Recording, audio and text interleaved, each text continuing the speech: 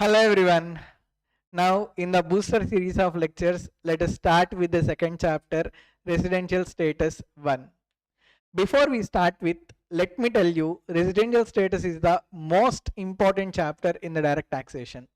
Without preparing this chapter, you should not go to the examination. I challenge you, in last 5 attempts, either CA Inter or CMA Inter, you will not find a question paper without a question being asked from residential status. That much important this chapter is. Easily you can expect 4 to 8 marks from residential status chapter. That much important it is. See, in every chapter there are complex topics.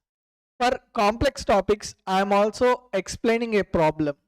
After explanation of problem, you will get much clarity about the concept. Even in residential status chapter also, I have picked 4 problems for complex concepts. Listen patiently till the end, till the problem gets completed. Thereby you will get complete clarity about the concept. Even in first chapter also, for how to choose surcharge rates, I have explained one problem. Once you finish listening that problem, you will get complete clarity about the surcharge. So, like whenever you find a topic a bit complex in explanation, don't leave it. Listen it till the end. Then you will get complete clarity about that particular concept. Yes, let's quickly start with residential status 1 chapter. First of all, there are 2 types of incomes. Indian income, foreign income. Sir, when we call an income as Indian income, income accrued or income received, that means what? There are 2 aspects. Place of accrual, place of receipt.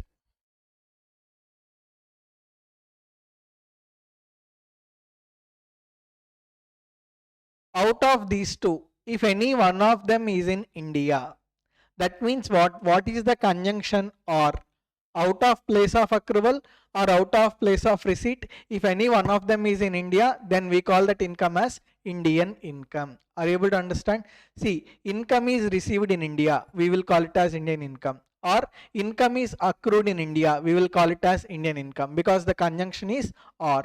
So out of place of accrual, place of receipt, if any one of the aspect is in India, then we call such income as Indian income. Here you can see deemed to be accrued, deemed to be received. These 2 concepts we are going to see in residential status 2 chapter. In residential status 1, Indian income means either income received or income accrued in India. So prima facie there are 2 aspects, income accrual, income receipt. Out of these 2, if any one of them is in India, then we call such income as Indian income. Next. Let's say place of accrual, place of receipt. If both of these are outside India, then we call that income as foreign income. That means to call an income as foreign income, place of accrual, place of receipt, both should be outside India. Then only we can call that income as foreign income. Are you able to understand? So for foreign income, conjunction is and. For Indian income, conjunction is or. These 2 are very fundamental to understand the residential status chapter. So Indian income means either place of accrual in India or place of receipt in India. Then we call that income as Indian income. Foreign income means both place of accrual and place of receipt for an income should be in India. Then we call that income as foreign income. Are you able to understand? Best example, interest received on savings bank account in India. So savings bank account is there in India. It is also received in India. Obviously it is an Indian income. Virat Kohli went to Australia. He played in Australia. He won man of the match. Okay, so where he played Australia, place of accrual outside India. Where he received money, Australia. Both are outside India. We call that income as foreign income. Are you able to understand? Good. Now, see, there is one very good point about receipt of income. You know Sundar Pichai, right? CEO of Google. Let's say there is Google. Google CEO is Sundar. Let's say Sundar from Google received $10 million. How much he received? $10 million. Where Sundar is working? Sundar is working in USA, in Google. So place of accrual is USA. Where he received $1 lakh, $10 million. He received $10 million also in USA. Place of accrual, place of receipt. Both are outside India. So this $10 million we call as foreign income to Sundar. Now what Sundar did, out of $10 million, $1 million was sent to parents of Sundar. Now my question is, in the hands of parents, again that $1 million is taxable or not? It is not taxable. Sir, why is it not taxable? Receipt of income means for the first time when income is received, then only that will be considered as receipt of income. Once the income is received and it is taxable, subsequent transfer of income to another person or subsequent transfer of income to another place will just be considered as transfer or remittance. Again, it will not be considered as income. In the hands of parents of Sundar, this will be considered as, not be considered as an income, and it is just a remittance. Are you able to understand? So for the first time when income is received, then that instance will only be considered as place of receipt of income. Once income is received, subsequently if that income is transferred to another person or if that income is transferred to another place, just because it is transferred, it will not be considered as income in the hands of subsequent recipient. It will be just considered as a remittance or transfer. Are you able to understand? Good. Next, accrue versus due. Many had confusion with regard to this. Let's say I am working in a corporate company.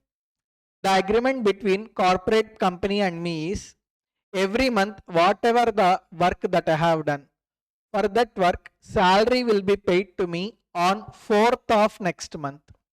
Let's say today I finished my work. For today I got right to receive my salary. That means what? Salary got accrued to me for today because I have done the work. But will I get right to ask for the payment? I will not get right to ask for the payment today. I will get right to ask for the payment on 4th of next month. That means what? Every day salary is getting accrued. Every day my income is getting accrued. Every day I am receiving right to ask for salary for whatever the work that I have done. But I can enforce management to make payment to me only on the due date. That means the day on which salary becomes due. Okay, that is due basis. Accrual basis means what? Whenever I receive right to receive income, that we call as accrual. Are you able to understand? So that is the difference between accrue and due. Next, see, once income is received in India, you need not think of place of accrual. Why? Because the conjunction is or, either accrual or receipt. So I received income in India. Whether place of accrual is in India or outside India, still it will be considered as Indian income because the conjunction is or. Vice versa.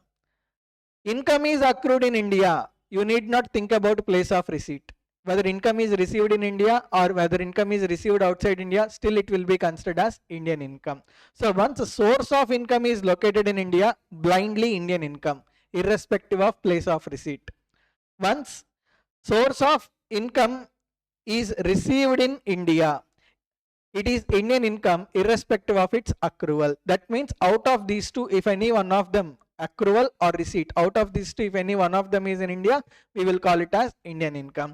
If both of these are outside India, then we call that income as foreign income. Are you able to understand? Good. Next, there are 3 residential statuses. How many? 3.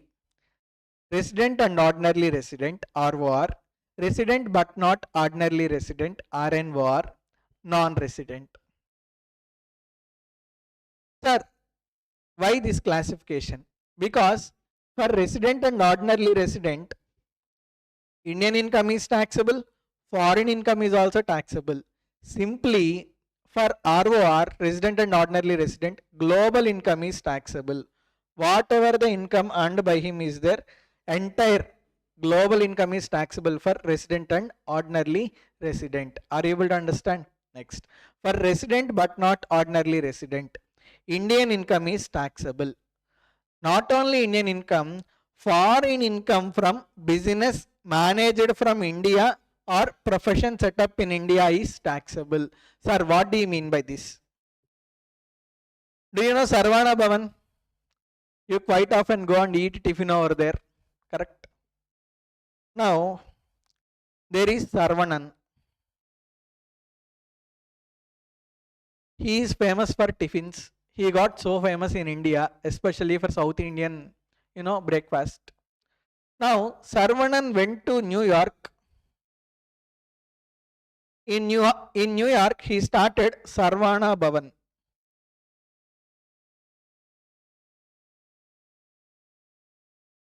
Sarvana Bhavan has many branches. One of the branches is also there in USA, New York. Who is the owner? Sarvanan. He sits in Chennai. From Chennai, he manages all the hotels. Let us see from New York Sarvana Bhavan. Daily New York Sarvana Bhavan is selling, South Indian breakfast, right? For that, it is receiving income. Now, where the hotel is? Hotel is there in New York. That means place of accrual is USA. That means outside India. Daily counter cash, okay, where the cash is received for selling breakfast in New York. Cash is also received in New York, right? So place of receipt is also USA, outside India. See, here place of accrual, place of receipt, both are outside India. So can we call it as foreign income? Yes, we can call it as foreign income. But who is managing entire show? Sarvanan. Where he is residing? He is residing in Chennai. From Chennai, he is controlling the Sarvana Bhavan located in New York. That means whatever the foreign income is there, foreign income is received to Mr. Sarvanan through a business which is controlled from Chennai. This type of foreign income we call as foreign income from business controlled from India. Are you able to understand? So this type of foreign incomes are taxable for RNOR, resident but not ordinarily resident. All foreign incomes are not taxable. Only those foreign incomes which are received from business managed or controlled from India, only those foreign incomes are taxable for RNOR. Are you able to understand? Next. In case of non-resident, only Indian income is taxable. All incomes are not taxable. Only Indian income is taxable. Hope the fundamentals are very clear, because I am stretching on fundamentals. Only if you understand them, then you can understand the further concept well. Good. So in case of resident and ordinarily resident, global income is taxable. In case of resident but not ordinarily resident, Indian income is taxable. All foreign incomes are not taxable. Only those foreign income which is received from business controlled from India or profession set up in India is taxable. In case of non-resident, only Indian income is taxable. From this you can tell Indian income is taxable for every person irrespective of residential status. When it comes to foreign income, for ROR, all foreign incomes are taxable. For RNOR, only those foreign incomes from business controlled from India or profession set up in India are taxable. For non-resident, only Indian income is taxable. Foreign income is not at all taxable. Next, sir, why we need to determine residential status, sir? Why we need to classify a person as ROR, RNOR, non-resident? I have answer. A person came to you, he is having Indian incomes, foreign incomes, every income he has almost. Now, without knowing whether he is ROR or RNOR or non-resident, how can you come to a conclusion which incomes are taxable to him? For example, a person came to you and he is ROR. You already know he is ROR. Then what you will do? You will tax all his incomes, Indian income as well as foreign income. A person came to you and you came to conclusion he is non-resident. You will tax only Indian incomes. That means to take a decision which incomes are taxable to a particular person, we need to determine residential status. That is the first thing which we need to do. Without determining residential status, we cannot calculate total income. Why we cannot calculate total income? Because we do not know which incomes are taxable to him. Without calculating total income, you cannot calculate tax liability. Then no revenue to the government. That's why first step in whole tax calculation is determining residential status. Only if you determine residential status, you will come to know which incomes are taxable to a particular person. Sir, what do you mean by determining residential status? Determining residential status means determining whether a person is resident and ordinarily resident, or resident but not ordinarily resident, or non-resident. That means classifying whether a person has ROR or RNOR or non-resident. That classification we call as determination of residential status. Hope you understood the meaning. Next. See, many people quite often confuse between residential status and citizenship. Both are different. Citizenship is determined based on place of birth. I was born in India, Indian citizen. Steve Smith born in Australia, Australian citizen. Okay. Muttaya Muralidharan born in Sri Lanka, Sri Lankan citizen. Okay. Like Babar Azam born in Pakistan, Pakistan citizen. That means based on place of birth, we are going to determine citizenship. Residential status. Based on number of days a person stays in India, an individual stays in India, we are going to determine residential status. An individual stayed in India for 182 days, he becomes resident in India. That means based on physical presence of a person, we are stating residential status. We are stating citizenship based on place of birth. So both are two different concepts. Citizenship is determined based on place of birth. Residential status is determined based on number of days a person stays in India. Are you able to understand? Next. Residential status changes from one previous year to another previous year. Obviously, just now I told what I told. Residential status is determined based on physical presence. In one previous year, I stayed in India for 365 days. I becomes resident. In next previous year, 365 days I stayed outside India. Now I becomes non-resident. That means whatever the residential status that is determined in one previous year, the same residential status will not apply for lifetime, will not apply lifelong. It will change from one previous year to another previous year based on number of days that particular person stays in India during that particular previous year. Are you able to understand? So every year you need to determine residential status. Every year residential status may be subject to change based on number of days an individual stays in India. Next. Residential status changes from one country to another country. See, whatever the Income Tax Act 1961 that we are studying right now, that is applicable only in India. If you go to New Zealand, if you go to Sri Lanka, if you go to Australia, if you go to Africa, Indian Income Tax Act is not applicable. Okay, every country has its own income tax law. So an individual who is a resident in India may become non-resident in USA, because when you go to USA, residential status will be determined as per the Income Tax Act applicable in USA, correct? So in the same way, residential status, if you determine in India, the same residential status will not apply worldwide, will not apply for the whole globe. Okay, because every country has its own income tax law, and as per that particular law, residential status is required to be determined. So once you determine residential status of a particular person, the same residential status will not apply worldwide. Every country it will be subject to change. That's why residential status of a particular person changes from one country to another country. Are you able to understand? Next. For the purpose of determining residential status, a person is classified into 4 categories. How many categories? 4 categories. Individual, HUF, company, other category of persons. Individual and HUF have 3 statuses.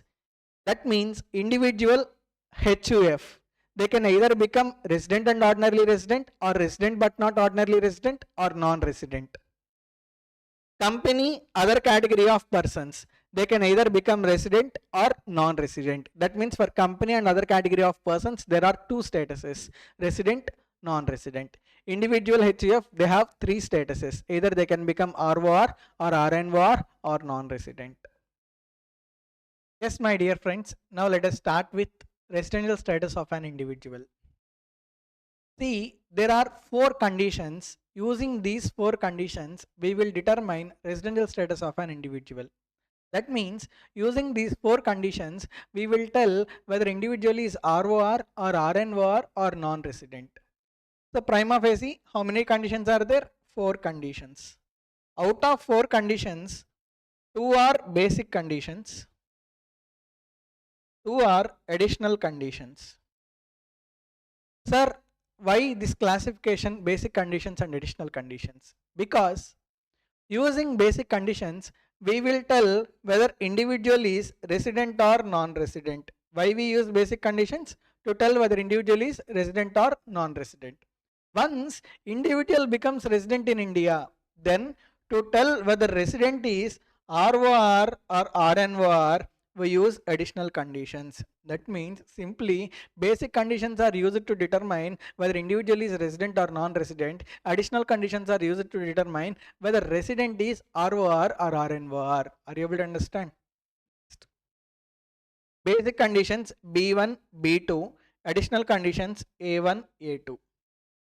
The conjunction between basic conditions is OR.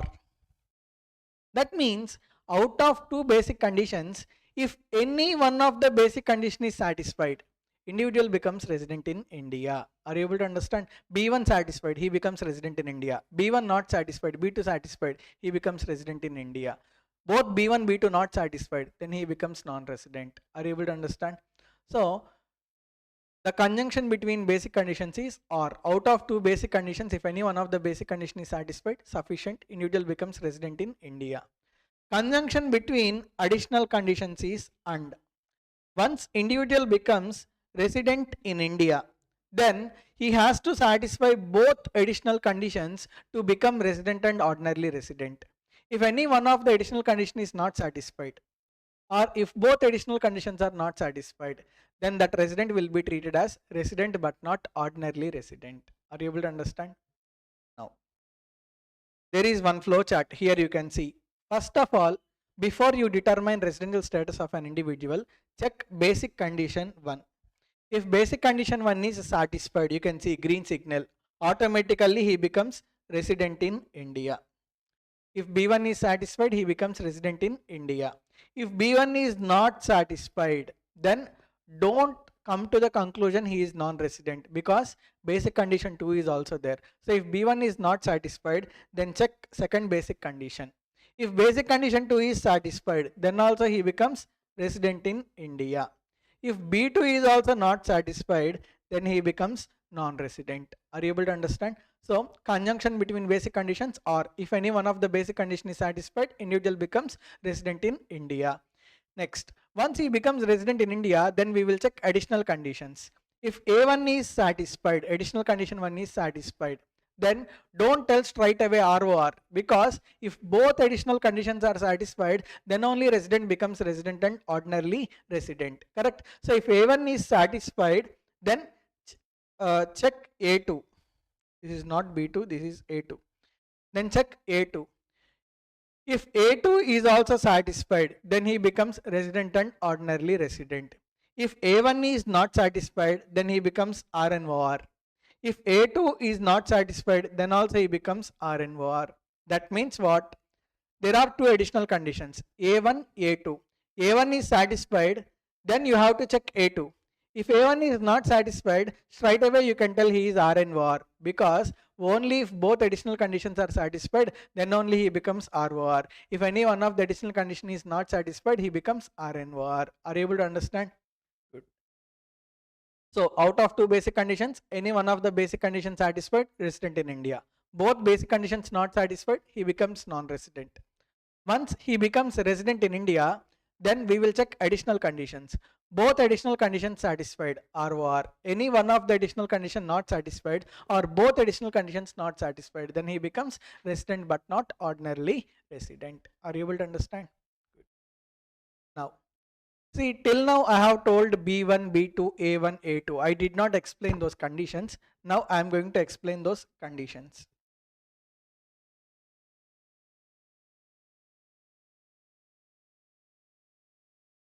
You can see here what B1 says. As per B1, individual must stay in India for 182 days or more in India during the current previous year. So what is current previous year? Current previous year is 24-25. In 24-25, if any individual stays in India for 182 days or more, sufficient, he becomes resident in India. Are you able to understand? Good. Next, B2. See, in B2, there are two subconditions. As per subcondition 1, individual must stay in India for 60 days or more during current previous year and 365 days or more during last 4 previous years immediately preceding current previous year. What do you mean by this? See, this is B1. As per B1, in current previous year, if individual stays in India for 182 days or more, he becomes resident in India. What B2 says? As per B2, there are two subconditions. Subcondition 1, in current previous year, individual must stay in India for 60 days or more. Subcondition 2, you have to take last 4 previous years. What are last 4 previous years?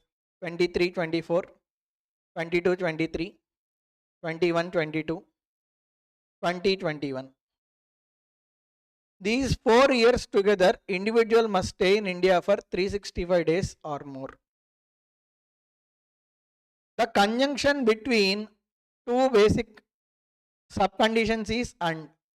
If both these subconditions are satisfied, then only B2 is said to be satisfied. Are you able to understand? So, as per B2, there are two subconditions. Subcondition 1, individual must stay in India for 60 days or more during current previous year. And subcondition 2, individual must stay in India for 365 days or more during 4 previous years immediately preceding current previous year. So, current previous year is 24-25, exclude 24-25. Okay, ignore 24-25. Ignoring 24-25, you have to take last 4 previous years. In last 4 previous years, individuals should stay in India for 365 days or more. Then only subcondition 2 is satisfied. If both these subconditions are satisfied, then we can say second basic condition is satisfied. Are you able to understand? I hope you got clarity about basic condition 1 and basic condition 2. Now let us discuss additional condition 1. What additional condition 1 says? Individual must be a resident in India for 2 previous years out of 10 previous years immediately preceding current previous year. I will explain. So, as per additional condition 1, what it is saying? What is current previous year? Current previous year is 24-25. Am I correct? It is asking us to ignore current previous year. It is asking us to take last 10 previous years. What are last 10 previous years? 23-24, 22-23, 21-22, 20-21, 19-20, 18-19, 17-18, 16-17, 15-16, 14-15. These are 10 previous years, right? So, for individual, you ignore current previous year. Take last 10 previous years. In last 10 previous years, for at least 2 previous years, if he is a resident in India, sufficient. For at least 2 previous years, if he is a resident in India, sufficient. Then we can say additional condition 1 is satisfied. How can we tell individual is resident in India or not? We will check B1, B2. So for each 10 years, for every year, we will check B1, B2. Okay. So through B1, B2, we will decide whether individual is resident or not. Out of last 10 years, for at least 2 years, if individual is resident in India in last 10 previous years, then we can say additional condition 1 is satisfied. Are you able to understand? So now you will get clarity. Individual must be a resident in India for how many years? For 2 previous years. Out of 10 previous years immediately preceding current previous year. That means ignore current previous year, take last 10 previous years. In last 10 previous years, for at least 2 previous years, if individual is resident in India, then we can say additional condition 1 is said to be satisfied. Are you able to understand? Good. Additional condition 2. Individual must be present in India for 730 days or more during 7 previous years immediately preceding current previous year. What do you mean by this?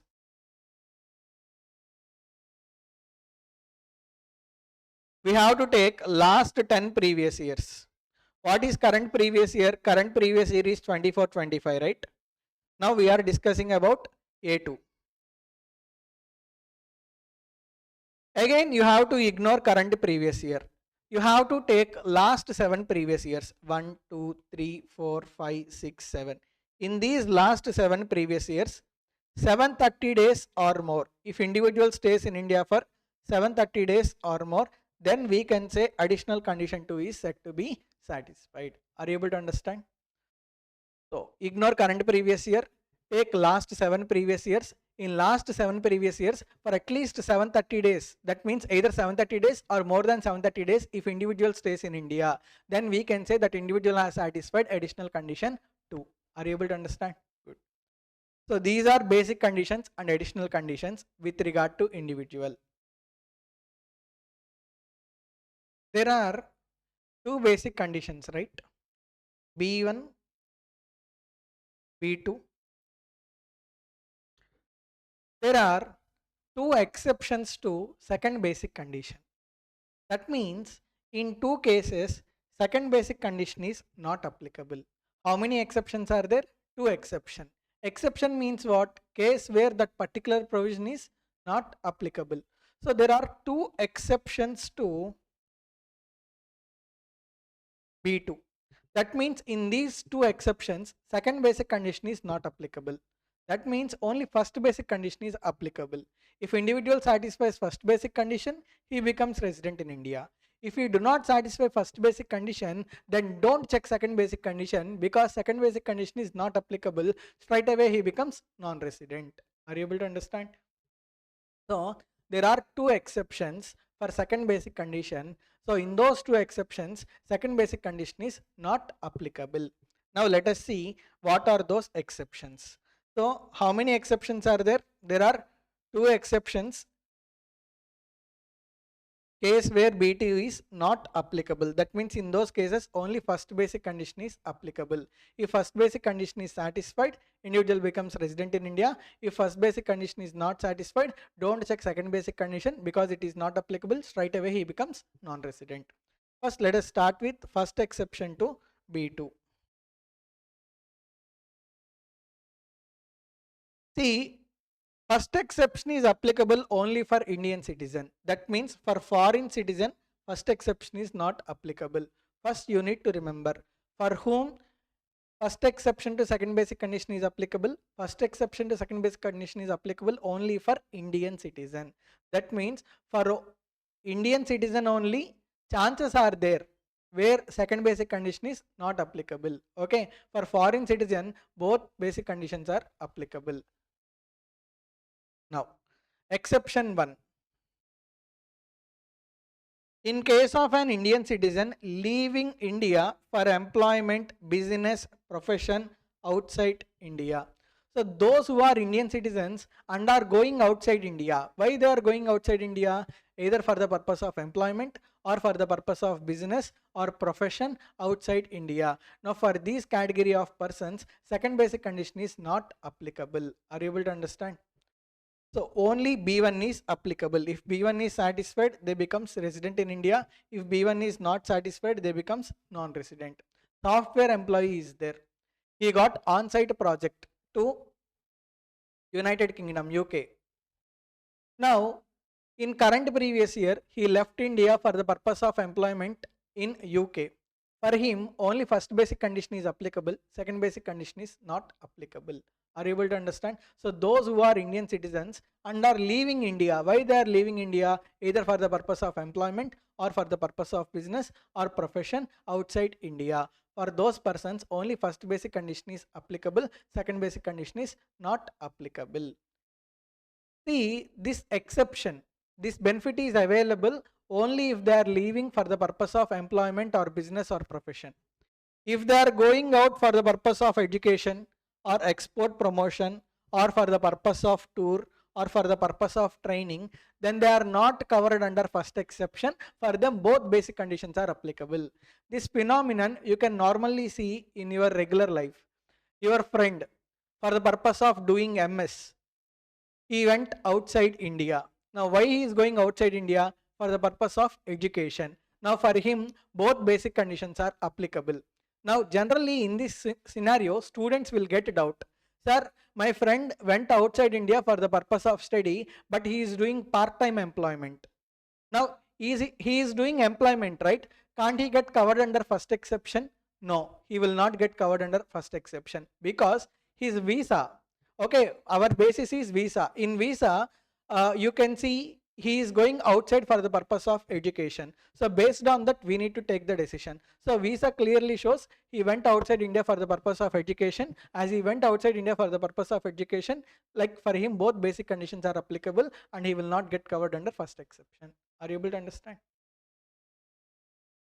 So very simple, first exception to second basic condition applicable only for Indian citizen who is leaving India for the purpose of either employment or business or profession outside India.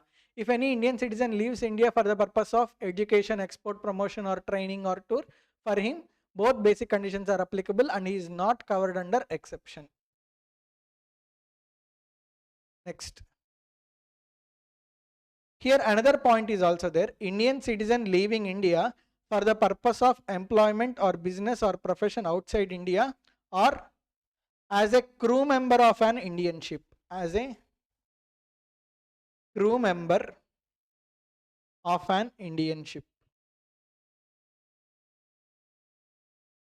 What do you mean by this? See, in ship also there will be some employees who are working, right? If any Indian citizen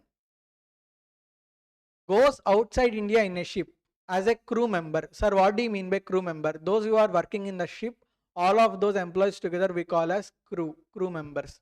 Okay, so any Indian citizen who is leaving India in a ship as a crew member, okay, for such Indian citizen also, second basic condition is not applicable, only first basic condition is applicable.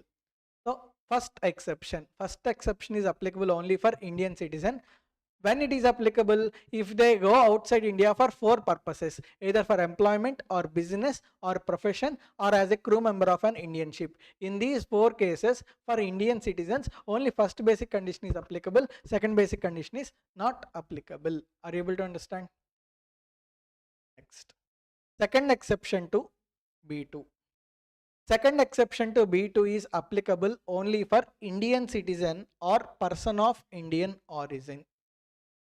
Don't get confused. Before you come to the conclusion, first exception is applicable or second exception is applicable, please check whether individual is Indian citizen or not. Before coming to the conclusion, second exception to B2 is applicable, please check whether individual is Indian citizen or person of Indian origin or not. Because if individual is foreign citizen, these exceptions are not applicable. Exceptions are applicable only for Indian citizen. Especially second exception is applicable for person of Indian origin also. Now, sir, what do you mean by person of Indian origin? I will tell. There is an individual, either individual or his parents, mother or father, or his grandparents, maternal, paternal. Maternal means mother side grandparents, paternal means father side grandparents, grandmother, grandfather, grandmother, grandfather.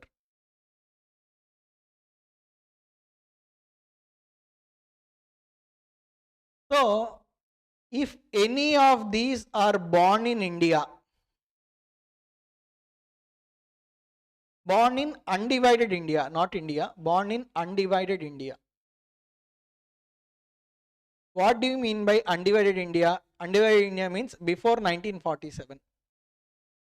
So if any of these, either individual or his parents or his grandparents, both maternal and paternal, if any one of them are born in undivided India before 1947, then this individual will be considered as person of Indian origin. Even though he is not Indian citizen, still he will be considered as person of Indian origin.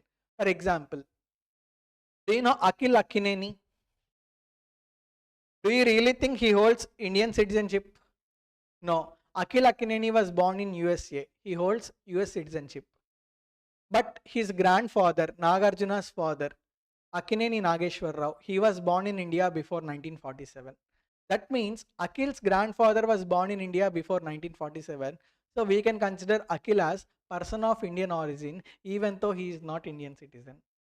Similarly, Alia Bhatt is there. I think she holds UK citizenship. She is not Indian citizen. Even though she is holding UK citizenship, her grandparents were born in India before 1947. Now we can call Alia Bhatt as person of Indian origin. Akshay Kumar is there. He holds Canadian citizenship. Even though he is not Indian citizen, his grandparents were born in India before 1947.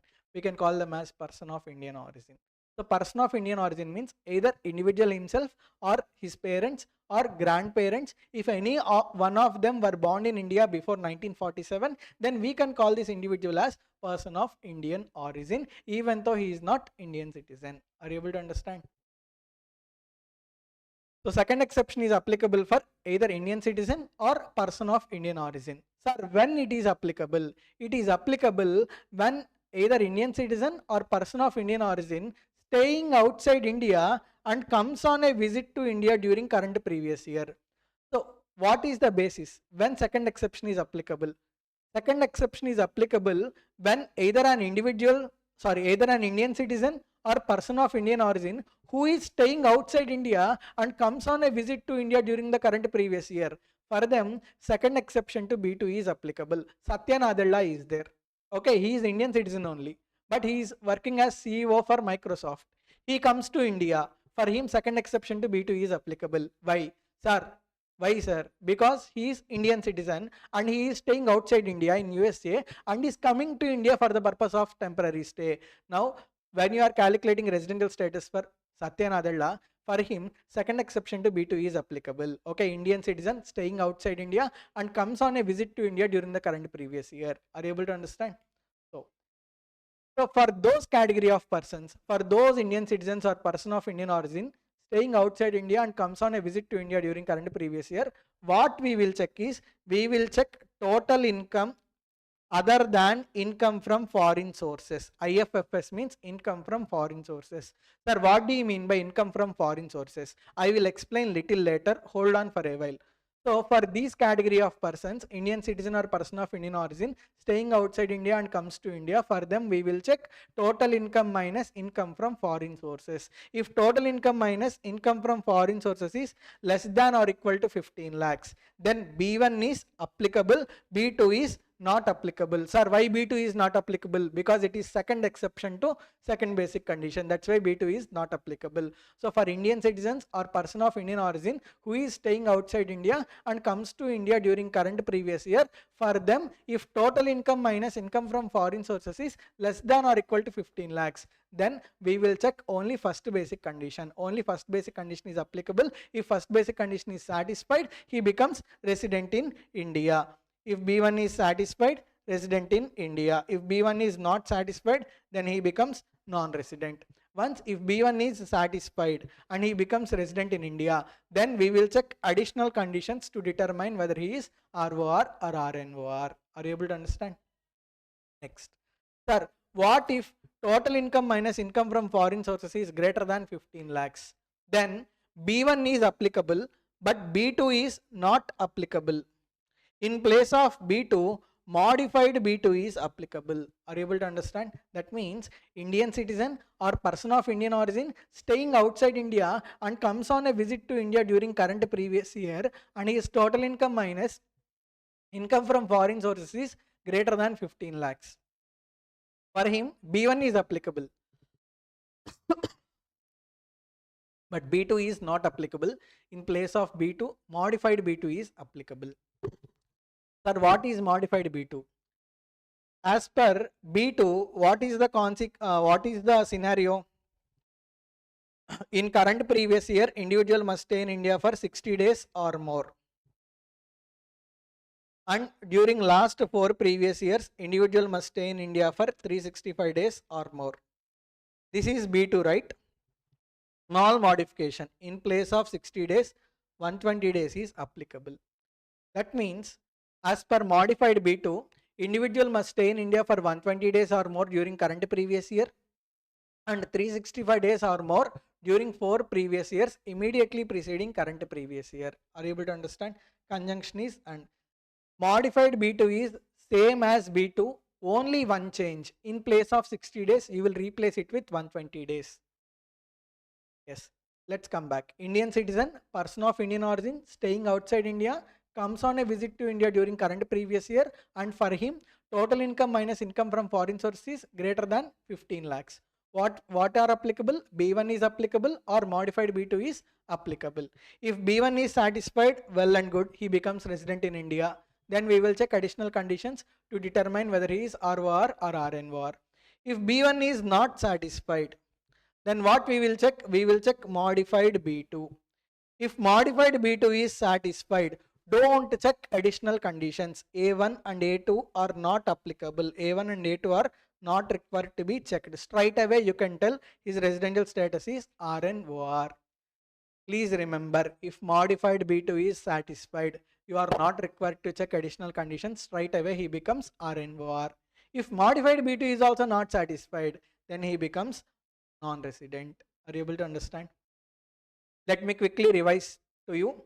Second exception to second basic condition. It is applicable only for Indian citizen or person of Indian origin who are staying outside India and comes on a visit to India during current previous year.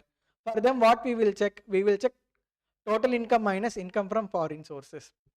If total income minus income from foreign sources less than or equal to 15 lakhs, then B1 only applicable, B2 is not applicable. B1 satisfied resident, B1 not satisfied non-resident. If B1 satisfied and becomes resident, we will check additional conditions to determine ROR or RNOR.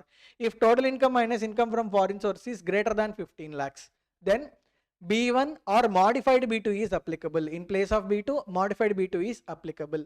What is modified B2? In place of 60 days, you have to replace 120 days. Individual should stay in India for 120 days or more during current previous year and 365 days or more during 4 previous years immediately preceding current previous year. So, total income minus income from foreign sources greater than 15 lakhs. B1 satisfied, resident in India. B1 not satisfied, check modified B2. Modified B2 satisfied, don't check additional conditions, straight away he becomes RNOR. Modified B2 also not satisfied, he becomes non-resident. Now, let us discuss income from foreign sources. You can find this topic in page number 8. First focus point.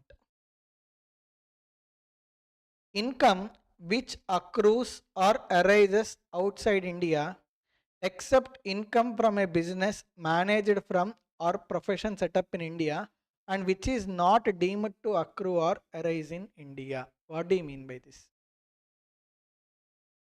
Very simple. Income from foreign sources means income which is purely accrued outside India. Whatever the income which is purely accrued outside India is there, that income we call as income from foreign sources. I gave Sarvana Bhavan example. In New York, they have Sarvana Bhavan Hotel. Place of accrual New York, place of receipt New York, it is foreign income. Now whatever the income received from New York branch of Sarvana Bhavan Hotel is there, that will not be considered as income from foreign sources. Why, sir? Place of accrual is outside India only, but it is that income is earned from business controlled from India. Are you able to understand? So only if place of accrual is purely outside India without any influence of India, then only we call that income as income from foreign sources. So there is difference between foreign income and income from foreign sources. When we call an income as foreign income, place of accrual, place of receipt, if both are outside India, we call it as foreign income.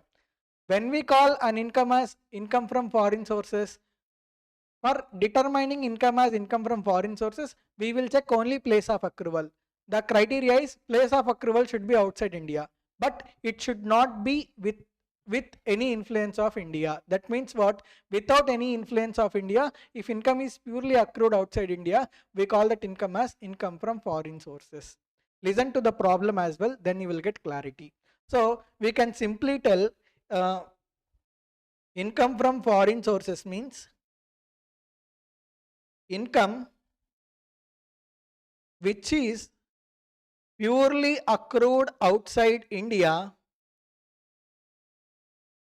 without any influence of India.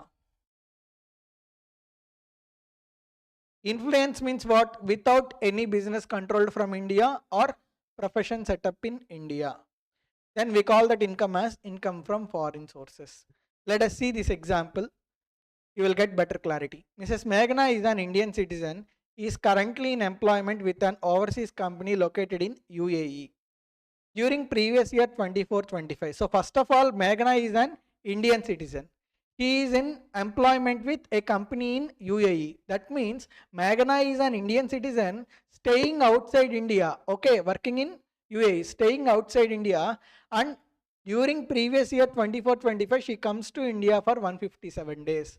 So clear cut second exception to B2 is applicable here, because Indian citizen staying outside India and comes to India on a visit during current previous year. Obviously second exception to B2 is applicable here.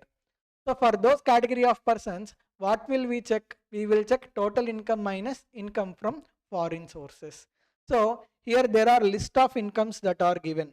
Income from salary earned and received in UAE, income earned and received from a house property situated in UAE, income deemed to be accrued and arised in India, income from retail business accrued and received outside India, controlled from India, income accrued and arised in India. So list of incomes are given. With this, we need to find out total income minus income from foreign sources. Shall we find out? Here you can see income from salary earned and received in UAE. Where it is earned? UAE, right? Where it is received? UAE. Place of accrual outside India, place of receipt also outside India. Then can we call it as foreign income? Yes, it is foreign income. Can we call it as Indian income? No. Can we call it as income from foreign sources? When we call an income as income from foreign sources, whenever income is purely accrued outside India without any influence of India. Here salary is earned and received in UAE. Is there any influence of India? There is no influence of India, and salary also accrued outside India. So we can call it as income from foreign sources. Are you able to understand? Next. Income earned and received from house property situated in UAE. Where house property is located? UAE. Place of accrual outside India. Where income is received? UAE. Place of receipt outside India. Both are outside India. Can we call it as foreign income? Yes. Can you call it as Indian income? No. Next. Can you call it as income from foreign sources? For income from foreign sources, what will we check? We will check place of accrual. Place of accrual is outside India because house property is situated outside India. Is there any influence of India? No. Income from house property is received without any business controlled from India or profession set up in India. So there is no influence of India. You can call it as income from foreign sources. Next, income deemed to be accrued or arised in India. This type of income we call as Indian income. If place of accrual is in India, then it is not foreign income, then it is not income from foreign sources. Income from retail business accrued and received outside India. He himself clearly telling place of accrual is outside India, place of receipt is outside India. So you can call this as foreign income, right? So this is foreign income. If it is foreign income, can you call it as Indian income? It is not Indian income. Can you call it as income from foreign sources? It is foreign income only. Can you call it as income from foreign sources? For foreign sources, what will we check? We will check place of accrual. Here place of accrual is outside India only. But is it earned without influence of India? No. It was earned because of business controlled from India. That means whatever the place of accrual is there, it is not purely outside India. Place of accrual is outside India, but it is because of business controlled from India. If it is because of business controlled from India, then it is not called as income from foreign sources. So you can consider this as an example. Here it is foreign income, but it is not income from foreign sources. Why? Because income from foreign sources means which is purely accrued outside India without any influence of India. But here Indian influence is there. It is earned because of business controlled from India. So you cannot call it as income from foreign sources. I hope now you got clarity as to what is the difference between foreign income and income from foreign sources. For telling foreign income, we will check both aspects, place of accrual, place of receipt. For telling income from foreign sources, we will check only one aspect, place of accrual. That also should be outside India without any influence of India. If there is influence of India, you cannot call it as income from foreign sources. Is it clear? Next, income accrued and arised in India. Obviously, it is Indian income. It is not foreign income. It is not income from foreign sources. Life insurance premium paid by check in India. See, this is expenditure. This is not income at all. So how much is total income? 2 lakh, 5 lakh, 5 lakh, 10 lakh. So 22 plus 3, 25 lakhs. Total income is 25 lakhs. How much is income from foreign sources? 1, 2. Only 2 are there, right? Income from foreign sources is 7 lakhs. The total income 25 lakhs, income from foreign sources 7 lakhs. Total income minus income from foreign sources how much? 18 lakhs. It is greater than 15 lakhs, right? If total income minus income from foreign sources is greater than 15 lakhs, then either B1 or modified B2 is applicable. So we have checked the conditions B1 and modified B2. As per B1, individual must stay in India for 182 days. He stayed in India for 157 days. B1 not satisfied. Modified B2. 120 days in current previous year and 365 days during 4 previous years. 157 and 421. So modified B2 is satisfied. If modified B2 is satisfied, he becomes resident but not ordinarily resident. She becomes RNOR. See, I have also given you the format in which you have to write the answer. When you are writing the answer, first you have to write the provision. Then you have to write the analysis. Then you have to write the conclusion. You can see, then you have to write the conclusion. So in this way you have to write. Are you able to understand? Provision, analysis, conclusion. Note point, additional conditions are not applicable. Sir, why additional conditions are not applicable? Because he satisfied modified B2. Any individual who satisfies modified B2, he becomes RNOR. Additional conditions are not required to be checked because they are not applicable. I hope you got clear-cut understanding about what income from foreign sources means, and through an example we understood it. See, this is how you need to write answer in the examination. First you have to write the provision, general terms you can use, okay, and then you have to analyze it, then you have to write the conclusion. Yes, many students are asking me, sir, after reading the question we are not able to identify which conditions are applicable to an individual. After that question is being asked, I thought and I prepared one chart for your better understanding. So once you finish reading the question, if the individual is foreign citizen and if he is not person of Indian origin, then both basic conditions are applicable. B1 is applicable as well as B2 is applicable. If individual is foreign citizen and not a person of Indian origin. If individual is foreign citizen and a person of Indian origin, then he will get covered under second exception to B2. Are you able to understand? So in the question, given individual is foreign citizen, check whether he is person of Indian origin or not. If he is person of Indian origin, will get covered under second exception to B2. If he is not person of Indian origin, then both basic conditions are applicable. Next, in the given question, individual is Indian citizen and he is leaving India for the purpose of education, business or profession outside India, as well as for as a crew member of an Indian ship, then for him also only B1 is applicable. Next, given question, individual is Indian citizen and he is staying outside India and comes on a visit to India during current previous year. For him, second exception to B2 is applicable.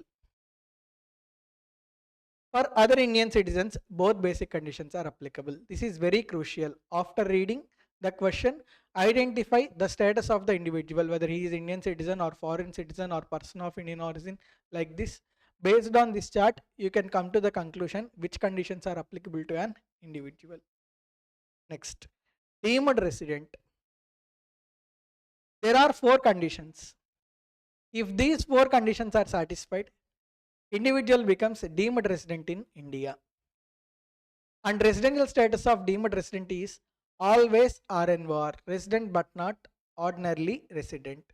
Condition 1, he should be an Indian citizen. That means foreign citizen cannot become deemed resident, person of Indian origin cannot become deemed resident, only Indian citizen can become deemed resident.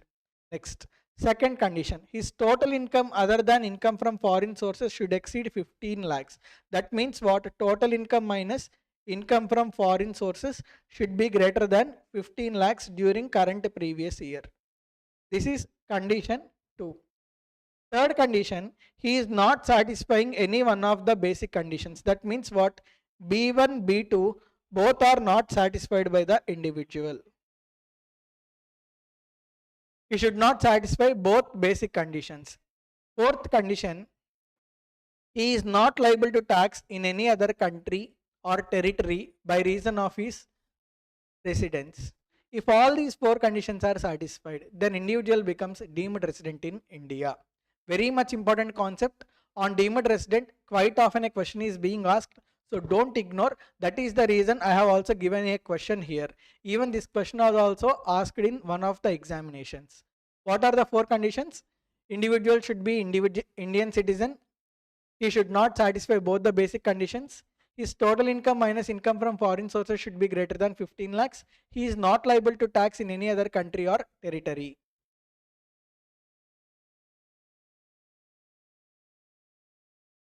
The moment you see this line, not liable to tax in any other country or territory in the question, fix that is a question relating to deemed resident. Okay, so you should easily identify not liable to tax in any other country or territory. If you see that line, the question is relating to deemed resident. 4 conditions, Indian citizen, both basic conditions should not be satisfied. Total income minus income from foreign sources should be greater than 15 lakhs and he is not liable to tax in any other country or territory. If all these 4 conditions are satisfied, individual becomes deemed resident. And for deemed resident, always residential status is resident but not ordinarily resident. You can see here both the basic conditions are not satisfied. Even though individual is not staying in India, even though both basic conditions are not satisfied, still if these 4 conditions are satisfied, he becomes deemed resident in India. Are you able to understand? Now let us read the question. Mr. Avinash, an individual and Indian citizen living in Dubai. Where Avinash is living? He is living in Dubai since year 2005 and never came to India for a single day since then. Earned the following incomes during previous year 24-25. So basically Avinash, he is Indian citizen, but where is he living? He is living in Dubai and from 2005 onwards he has never come to India. So information is given. Why this information is given? This information is given to find out total income minus income from foreign sources. Determine residential status of Mr. Avinash and taxable income for previous year 24-25, assuming no other income arise during the previous year. Now 4 conditions, right? Indian citizen, condition 1 satisfied. Second condition, he never came to India since for a single day since 2005. That means B1, B2 both are not satisfied. Condition 2 also satisfied. Condition 1 satisfied, condition 2 satisfied. Next, condition 3, we need to check his total income other than income from foreign sources. For that I gave table here. Income accrued and arised in Dubai. Income accrued and arised in Dubai. That means place of accrual is outside India. Obviously, he did not come to India. Place of receipt is also outside India. So we can call it as foreign income. It is not Indian income. Is it because of India? No. So you also can call it as income from foreign sources. How much it is? 20 lakhs.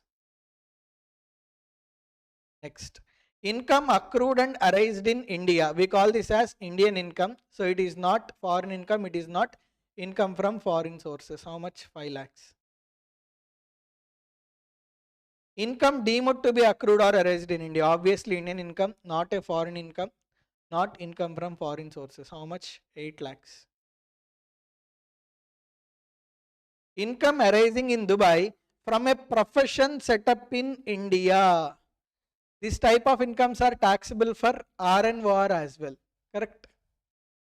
So, if he is R&R, then this income will also be taxable to him. Income arising in Dubai from a profession set up in India. That means what?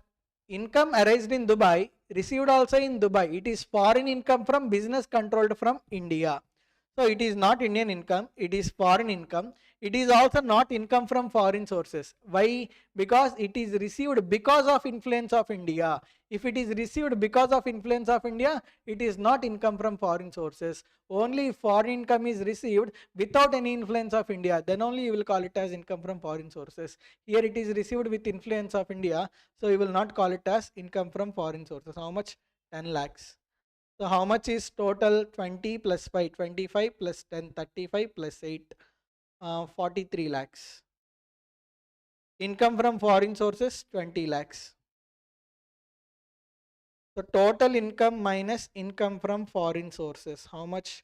Total income is 43 lakhs. Income from foreign sources 20 lakhs. Total income minus income from foreign sources 23 lakhs, which is greater than 15 lakhs. So condition 3 is satisfied. He is Indian citizen.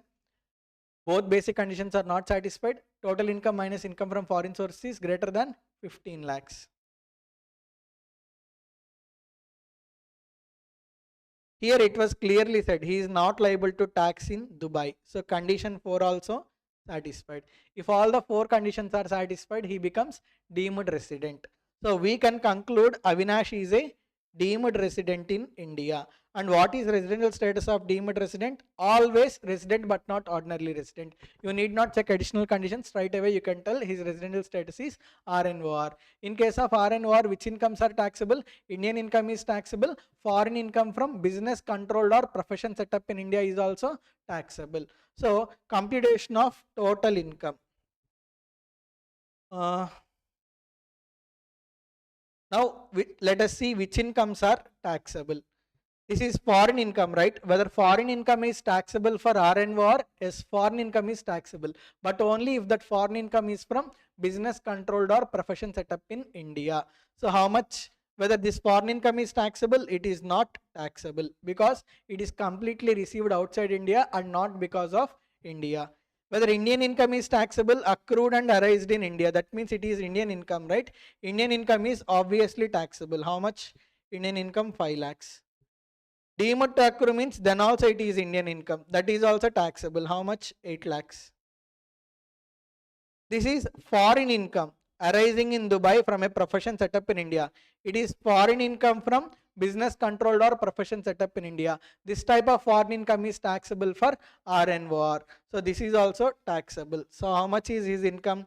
10 plus 5, 15 plus 8, 23 lakhs.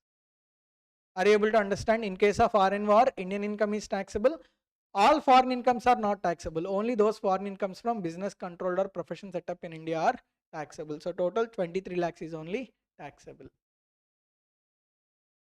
What would be your answer if income arising in Dubai is from a profession set up in India is 2 lakhs instead of 10 lakhs? That means what? Here, instead of 10 lakhs, if it is just 2 lakhs, then Then how much will be total income? Total income will be 20 lakhs plus 5 lakhs, 25 plus 8 plus 10. Total income will be 35 lakhs. How much will be income from foreign sources? There is only one income from foreign sources, which is the first one. How much is income from foreign source? 20 lakhs. Income from foreign sources 20 lakhs. So total income minus income from foreign sources is 35 lakhs minus 20 lakhs, which is 15 lakhs. It is exactly equal to 15 lakhs. So whether condition 3 is satisfied, condition 3 not satisfied. As per condition 3, total income minus income from foreign sources should be greater than 15 lakhs. However, here it is exactly equal to 15 lakhs. So as condition 3 is not satisfied, he will not be considered as a deemed resident. He will not be considered as deemed resident. Sir, he is not considered as deemed resident, then what is his residential status? He did not satisfy B1 and B2, right? So he becomes non-resident in case 2. You can see, if income arising in Dubai from a profession set up in India is 2 lakhs instead of 10 lakhs, his total income other than income from foreign sources is 15 lakhs. How 15 lakhs? We have seen here, 35 minus 20, it is 15 lakhs.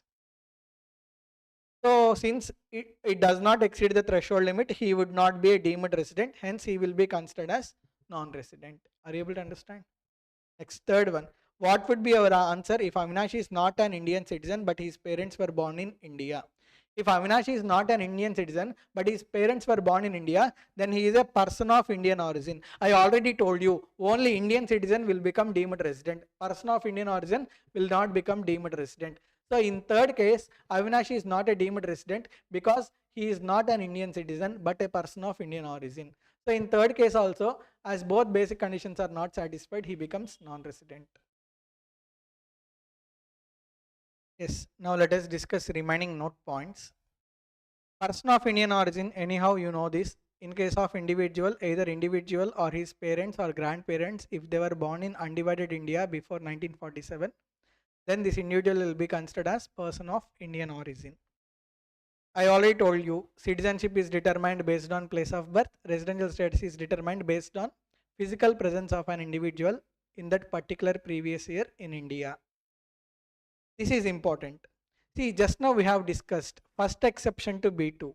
In case of Indian citizen who is leaving India as a crew member of an Indian ship, only first basic condition is applicable, second basic condition is not applicable. But the problem here is, you all know about crew member, right? He works in a ship.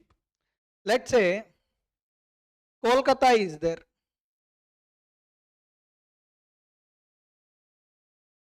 A ship has to go to South Africa from Kolkata. So from Kolkata to South Africa, ship has to go.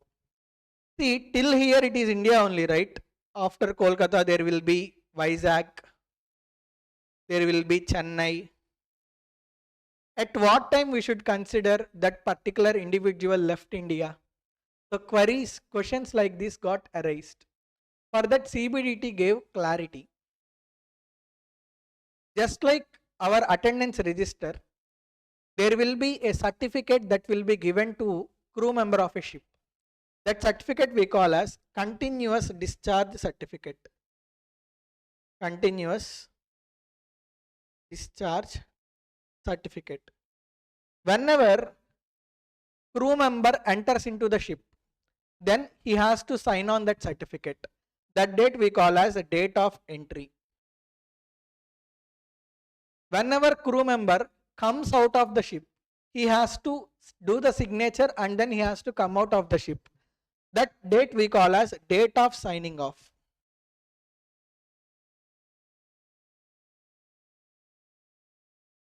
Whatever this period is there, including date of entry, including date of signing off, even including date of entry, date of signing off, this period will be considered as stayed outside India. So in case of Indian citizen who is leaving India as a crew member of an Indian ship, whatever the period from date of entry up to the date of signing off is there, including date of entry and date of signing off, whatever the period is there, that period will be considered as stayed outside India. Are you able to understand? So For this, I gave one problem for your better understanding. Mr. Satish is an Indian citizen and a member of crew of a Thailand-bound Indian ship engaged in carriage of passengers in international traffic departing from Port Blair. You know Port Blair, right? Andaman's capital. On 10th July 2024. His stay in India last 4 previous years is 375 days and last 7 previous years is 729 days. First of all, for Mr. Satish, second basic condition is not applicable because he is Indian citizen leaving India as a crew member of an Indian ship.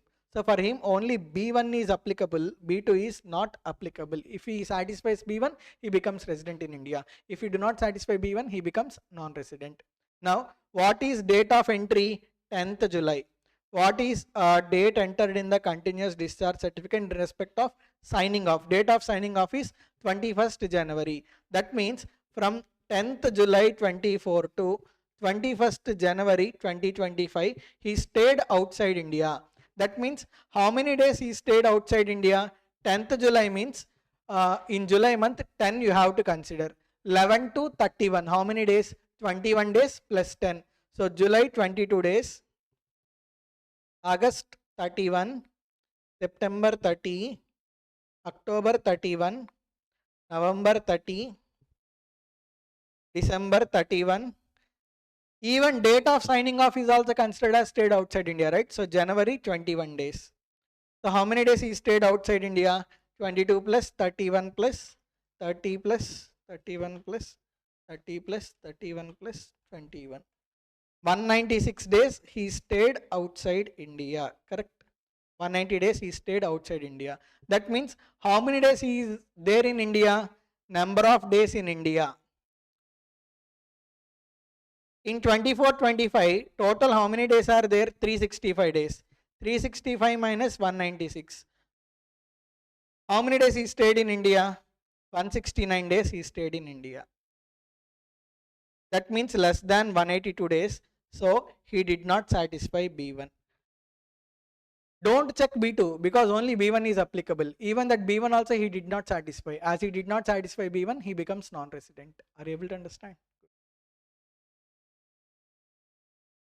Next, stay at the same place in India is not necessary. See, what is required is individual should stay in India for 182 days.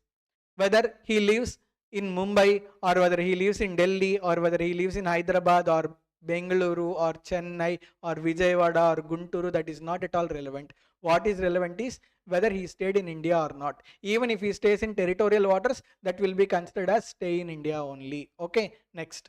Continuous stay is not required. For 2 months he is in India.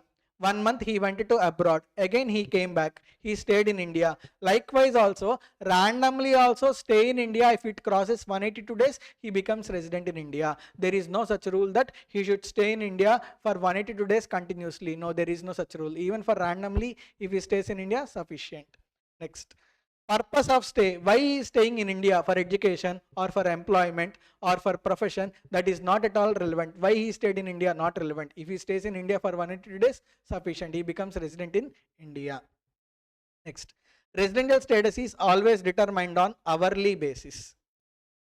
Let's say an individual came to India on 4th June 2024. When he came? 4 June 2024 afternoon 3 p.m. He left India on 7th June 2024 morning not morning, evening only. Evening 5 p.m. Now his stay in India is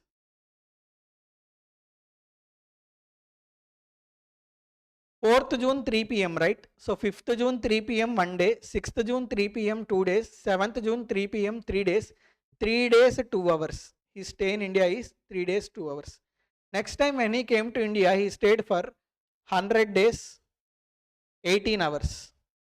So total will be 103 days 20 hours. Likewise, hourly we need to calculate period of stay in India. Sir, how do we know about hours? there will be stamping that is done in passport. So whatever the time that he came to India, that is stamped in the passport. Whatever the time he left India, that is stamped in the passport. That information we will take as basis for the calculation of period of stay in India. Sometimes hours information is not given. Okay, this hours information will not be given. In that case, day of arrival, day of departure, both are considered as stayed in India only. In that case, 4, 5, 6, 7. Okay, 4 days he stayed in India. Are you able to understand? If no hourly information is given, day of arrival will be considered as stayed in India, day of departure will also be considered as stayed in India. Are you able to understand? India includes territorial waters. What do you mean by territorial waters? Whatever the sea area is there. Okay. Okay. Whatever the border is there, from this border up to 24 nautical miles, whatever the area is there, this area we call as territorial waters. Even territorial waters is also considered as India. It is also considered as forming part of India. If any individual stays in territorial waters, even that stay will also be considered as stayed in India.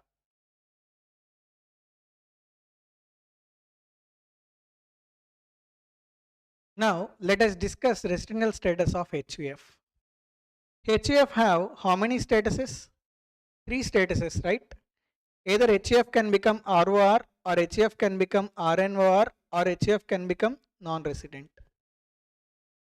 There is one concept called control and management affairs of HUF. Using control and management affairs of HUF, we will tell whether HUF is resident or non-resident. Once HUF becomes resident in India, then we have to check additional conditions of Karta. You know additional conditions, right? A1 and A2. Using additional conditions, we will tell whether HUF is ROR or RNOR. That means resident or non-resident. This status is determined based on control and management affairs of HUF. Once HUF becomes resident in India, then we will check additional conditions of Karta. If Karta satisfies both additional conditions, then HUF becomes ROR. If Karta does not satisfy additional conditions, then HUF becomes RNOR. That means whether HUF is ROR or RNOR is dependent on whether Karta satisfies additional conditions or not. Based on additional conditions being satisfied by Karta, we will tell HUF is ROR or RNOR. Are you able to understand? So first we will check control and management affairs of HUF. Sir, what do you mean by control and management affairs? I will explain little later. First, let us understand the concept. If control and management affairs of HUF are either wholly in India or partly in India, then HUF becomes resident in India. If control and management affairs are not wholly in India and not partly in India, that means what? If control and management affairs are wholly outside India, then HUF becomes non-resident. Are you able to understand? If control and management affairs are wholly or partly in India, HUF becomes resident in India. If control and management affairs are wholly outside India, HUF becomes non-resident. Once HUF becomes resident in India, then we will check additional conditions. If Karta satisfies A1 and A2, that means if both additional conditions are satisfied by Karta, then HUF becomes ROR. If Karta does not satisfy A1, if Karta does not satisfy A2, if Karta does not satisfy both A1 and A2, then HUF becomes RNOR. Are you able to understand? Now, sir, what do you mean by control and management affairs? Control and management affairs simply means the place where Karta takes all the decisions, that place is said to be having control and management affairs of HUF. Let's say Ambani HUF is there.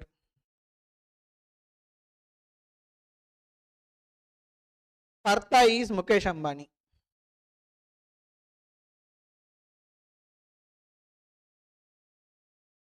For the time being, let us think Mukesh Ambani does not have any business in India. Mukesh Ambani has business only in USA. Even though business is there in USA, Mukesh Ambani sits in Mumbai and takes all the decisions. In this case, we can tell control and management affairs of HUF are there in Mumbai in India. Sir, why sir? Here business is there in USA, employees are there in USA, operations are going on in USA. That is not at all relevant for us. What is relevant for us is the place from where Karta is taking all the decisions. That place is said to be having the control and management affairs of HUF. From this, you can understand, even though operations are outside India, even though assets are outside India, even though employees, entire business is running on outside India, if Karta takes all the decisions from India, you can tell control and management affairs are there in India. So simply control and management affairs means the place from where Karta takes all the decisions. That place is said to be having the control and management affairs of HUF. So using control and management, we will tell whether HUF is resident or non-resident. Once HUF becomes resident, then we will check additional conditions of Karta. If Karta satisfies both additional conditions, HUF becomes ROR. If Karta does not satisfy additional conditions, HUF becomes RNOR. Next, residential status of company. Indian company blindly always resident in India. Okay, whatever the Indian company is there, Tata Limited, okay, Reliance Limited, okay, Adani Limited, Wipro Limited, whatever the company that is incorporated in India is there, that company is always treated as resident in India. If any company is incorporated outside India, foreign company, for foreign company we have to check POEM. POEM means place of effective management. Sir, what do you mean by place of effective management? I will explain to you. So for foreign company, what we will check? POEM. If POEM is in India, yes, then that foreign company will be considered as resident in India. If POEM is not in India, then that foreign company will be considered as non-resident in India. Place of effective management. Place where key management and commercial decisions that are necessary for the conduct of business of an entity as a whole are in substance made. Tell me one thing. In case of company, who will take decisions? Shareholders or directors? Directors will take the decisions. So the place where majority of the board meetings, what is the word I have used? Majority.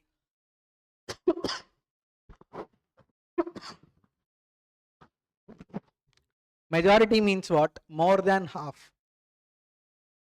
So the place where more than half of the board meetings are held, that place is said to be having place of effective management. Let's say for a company incorporated outside India, Hindustan Unilever Limited is there.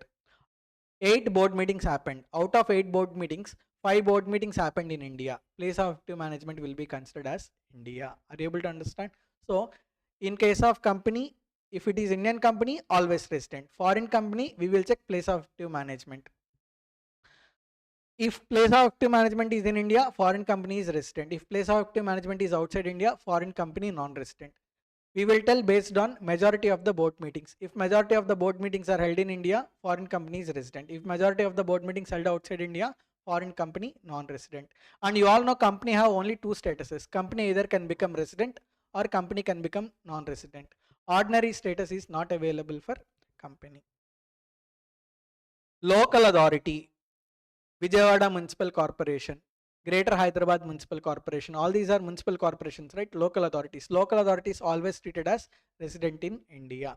Next, for other persons means partnership firm, LLP, AOP, BOI, cooperative society.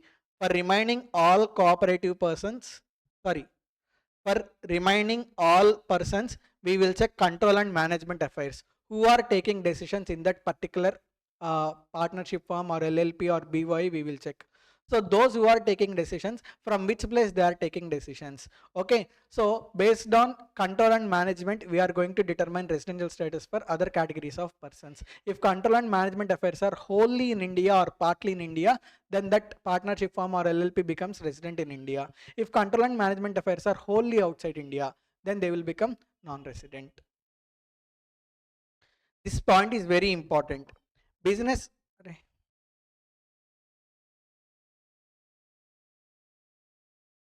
Business may be done from outside India and yet its control and management may be wholly within India.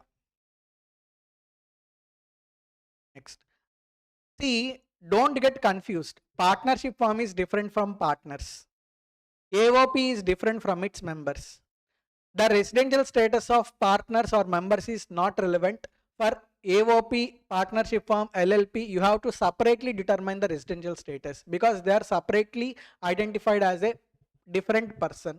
Okay, so this point, residential status of individual partners is immaterial while determining residential status of firm AOP BOI because partnership firm is treated as a separate entity from its partners. So partners residential status is not relevant while you are determining residential status of partnership firm.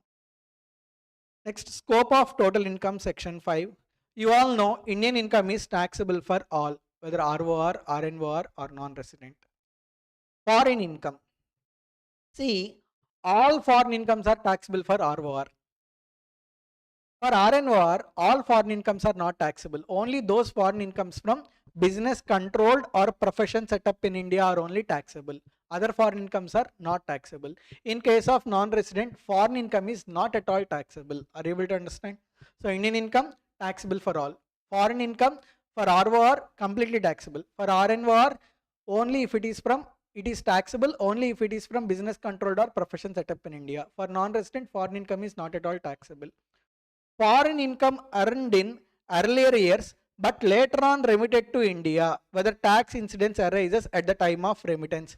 Do you remember one point? For the first time when income is received, then only it is considered as receipt of income. Once income is received, subsequent transfer of income to another person or another place will be considered as remittance and it is not considered as income in the hands of recipient. Initially I have told, same concept. Sundar Pichai earned 100 crore rupees in USA. Tonight he resigned as CEO and he came back to Chennai, India with his 100 crore rupees. When 100 crore rupees is received in last 10 years, in current previous year, let's say he earned 0 rupees. In last 10 years, he earned 100 crore rupees. Those 100 crore rupees he brought to India. In last 10 years, he is non-resident. That 100 crore rupees is earned outside India. It is foreign income. Foreign income is not taxable in India in last 10 years. And today, he is bringing all those 100 crores to India.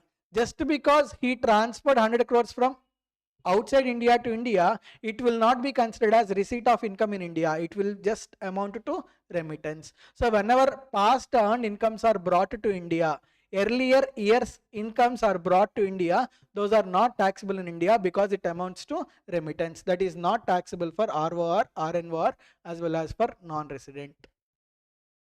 Foreign income earned during current previous year. If it is current previous year, then it is taxable. Okay, because in current previous year we will determine residential status. Based on residential status, we are going to tax it. So in current previous year, Yo-Yo Honey Singh is there.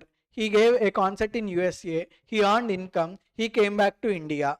Now, in current previous year, we will determine residential status of Yo-Yo Honey Singh. Even though it is foreign income, if he is ROR, okay, even though it is foreign income, it is taxable. If he is RNOR, only if it is from business controlled or profession set up in India, then only it is taxable.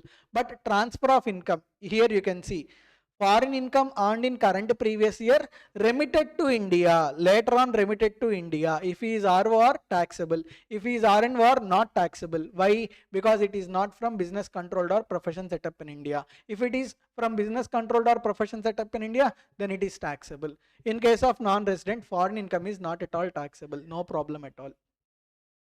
So income earned outside India, if that income is earned in earlier years and brought to India in current previous year, not at all taxable. Income earned in current previous year outside India and brought to India in current previous year only, then based on residential status, it is taxable. Exempted incomes, exempted, name itself says that income is not taxable, exempt. It is exempt for all categories of persons, whether he is ROR, RNOR or non-resident.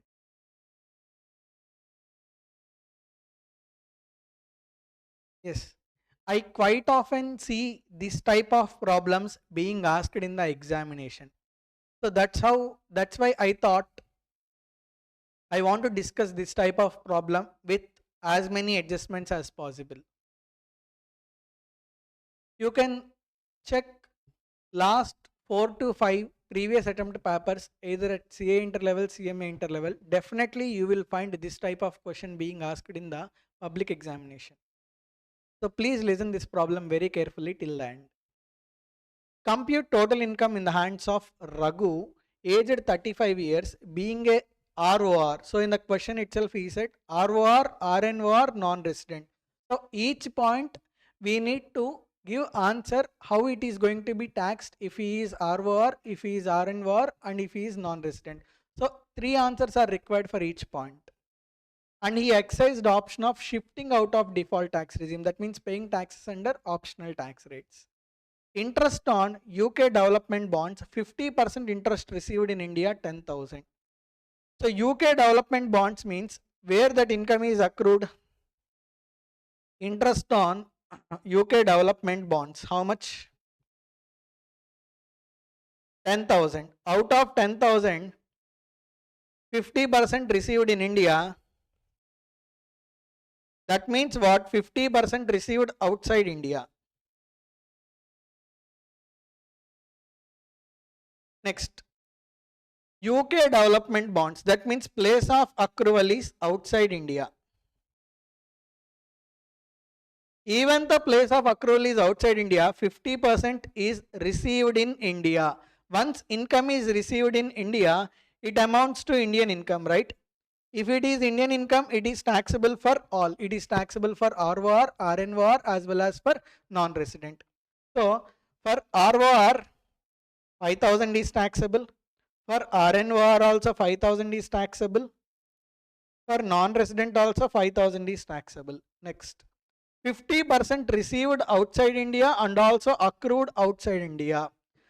That means we can call this as foreign income. To whom foreign income is taxable? Foreign income is taxable only for ROR. For RNOR also foreign income is taxable only if it is from business controlled or profession set up in India.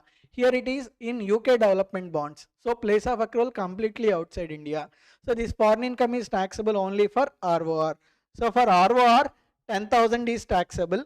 For RNOR 5,000 and non-resident 5,000 is taxable.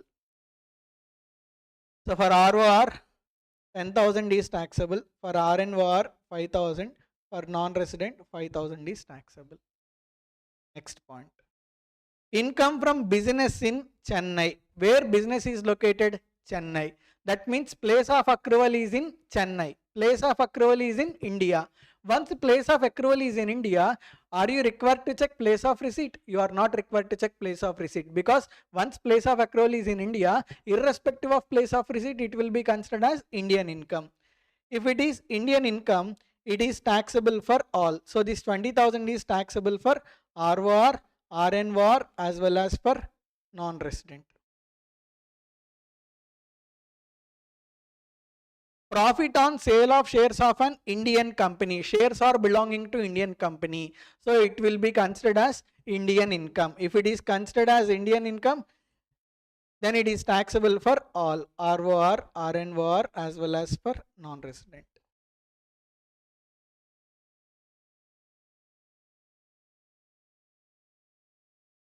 Dividend from British company received in London. British company, dividend is received from British company. That means place of accrual outside India, it is also received in London. So accrual outside India, receipt also outside India. We call this type of income as foreign income. Foreign income is taxable for whom? Foreign income is taxable only for ROR. So this 5,000 is taxable only for ROR. For RNOR and non-resident, this income is not taxable. Next, profit on sale of plant at Germany, 50% of profits received in India. Sale of plant, how much? 40,000. Sale of plant at Germany, 40,000. Out of 40,000, 50% received in India, 50% received outside India.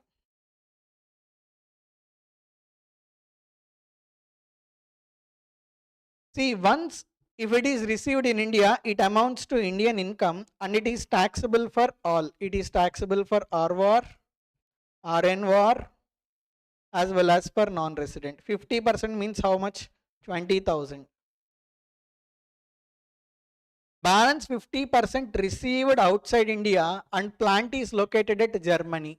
Accrual receipt, both are outside India. We call this as foreign income. Foreign income is taxable only for ROR. So for ROR, 40,000 is taxable. 20,000 plus 20,000. Total 40,000. For RNOR 20,000, non-resident 20,000 is taxable. So 40,000 is taxable for ROR, 20,000 is taxable for RNOR, 20,000 is taxable for non-resident. Income earned from business in Germany, which is controlled from Delhi, 40,000 received in India. Where business is located? Germany. Place of accrual outside India. But that business is controlled from India. So whenever income is earned from a business controlled from India, high chances that income is taxable for RNOR as well. How much is income from business in Germany? 70,000. Income from business in Germany. How much? 70,000. Out of 70,000, 40,000 received in India. Once it is received in India, it amounts to Indian income. If it is Indian income, it is taxable for all. ROR, RNOR, non-resident. How much is received in India? 40,000. So 40,000 is taxable for all. ROR, RNOR as well as non-resident. Balance 30,000 received outside India. Receipt outside India, it is from Germany. Accrual also outside India. So we call it as foreign income. But how that foreign income was earned? Foreign income was earned from business controlled from India. This type of foreign income is taxable for whom? This type of foreign income is taxable for ROR as well as for RNOR. 30,000, 30,000. So for ROR, 70,000 is taxable. RNOR also 70,000 is taxable. Non-resident 40,000 is only taxable. ROR 70,000, RNOR 70,000, non-resident 30,000. Profit from business in Delhi, but managed entirely from London.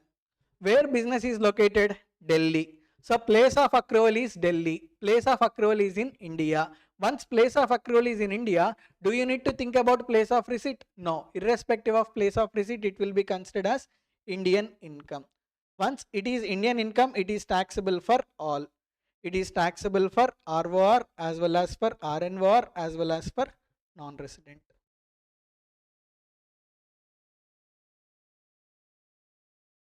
Income from property in London deposited in an Indian bank at London brought to India. Tricky. Where property is located? London. So place of accrual is outside India. Place of receipt, Indian bank at London. Just because it is received in Indian bank account, it will not amount to received in India. Where Indian bank is located? It is located at London. So place of receipt will also be outside India. So property located outside India, accrual outside India, received in Indian bank situated at London. Place of receipt also outside India. So accrual receipt, if both are outside India, you will call it as foreign income. Foreign income is taxable only for ROR. It is not taxable for RNOR and non-resident. Interest on debentures in an Indian company received in London. Debentures belong to Indian company. So obviously it amounts to Indian income. Place of accrual is India. If it is Indian income, it is taxable for all.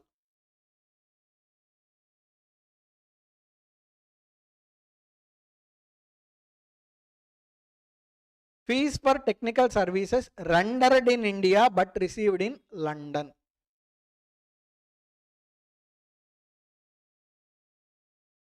Where technical services are provided. Technical services are provided in India. That means place of accrual is in India. If place of accrual is in India, foreign people came to India, provided services here, they went outside India. They received technical fees outside India. Even the technical fees is received outside India, where they have provided services in India. So it amounts to Indian income. If it is Indian income, it is taxable for all ROR as well as RNOR as well as for non-resident. Profit from business in Bombay, managed from London. Where business is located? Bombay. That means what? Place of accrual India. If place of accrual is India, it amounts to Indian income. If it is Indian income, it is taxable for all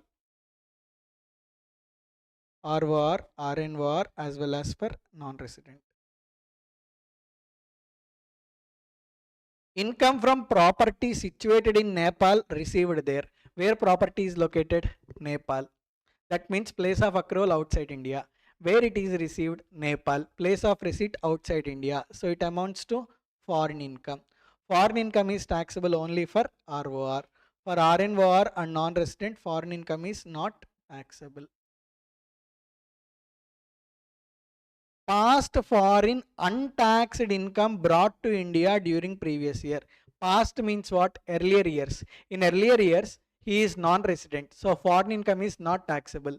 Whatever the income earned in earlier years is there, it is brought to India in current previous year. It will just amount to remittance. It will not be considered as income. It is not at all taxable.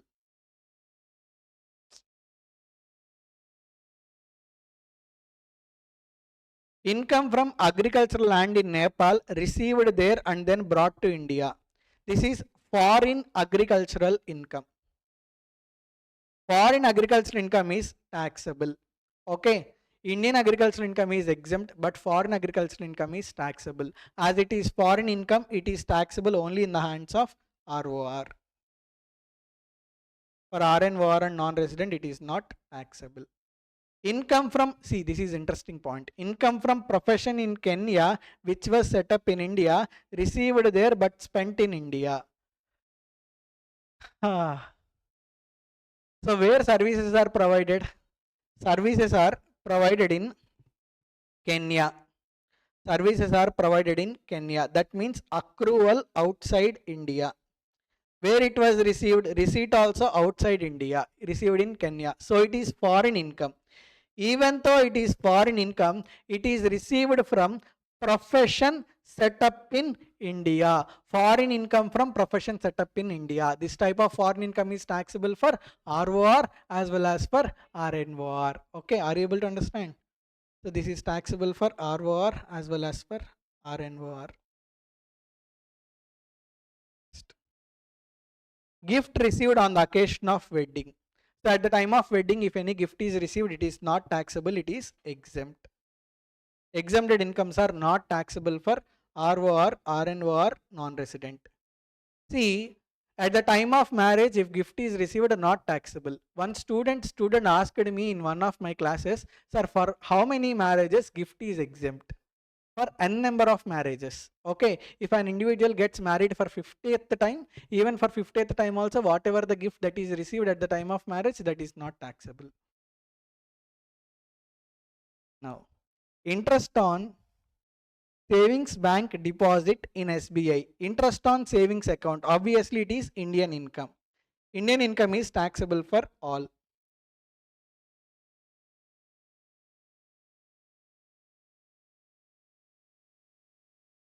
Interest from business in Russia, controlled from Russia. That means accrual Russia, receipt also Russia.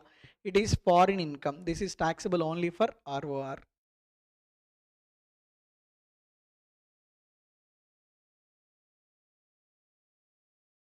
Dividend from Reliance Petroleum Limited. See, Reliance Petroleum Limited is an Indian company. If dividend is received from Indian company, it amounts to Indian income. If it is Indian income, it is taxable for all.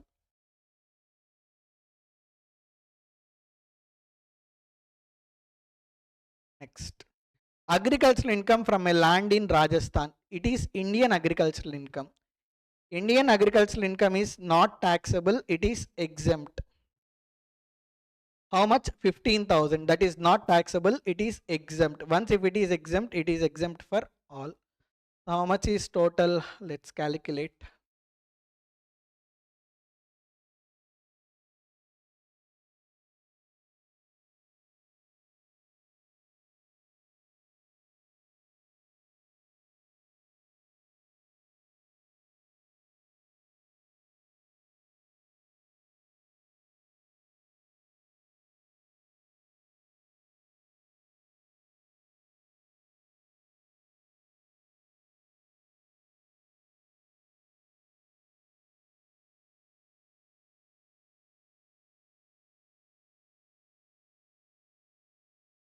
Three lakh 52,000 for ROR.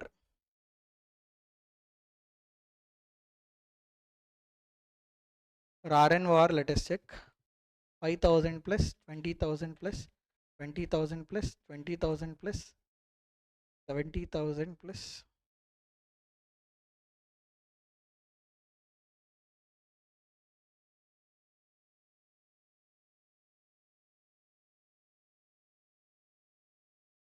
2,18,000.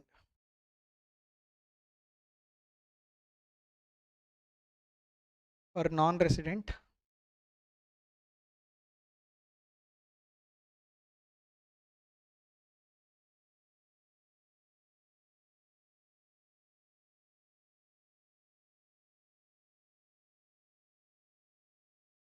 1,73,000. 1 second, I think.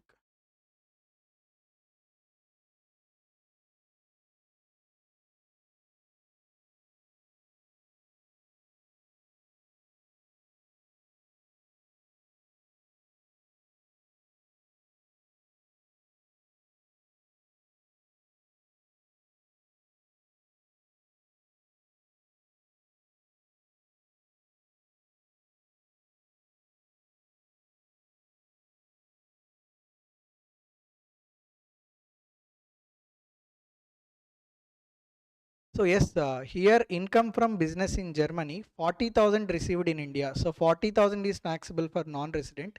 Here I taxed 30,000. It should be 40,000. So it is 1,82,000. 1,83,000. I'm sorry, not 82. 1,83,000. See, as he opted out from default tax regime here, opted out from default tax regime. Under optional tax rates, you can claim interest on savings account as deduction under section 80 TTA up to 10,000 rupees. So deduction 10,000 is allowed. Net total income will be 3,42,000, 2,08,000, 1,73,000. Okay. So that's it. I wish you all the very best. Revise it as many times as possible. Bar bar revise करना है.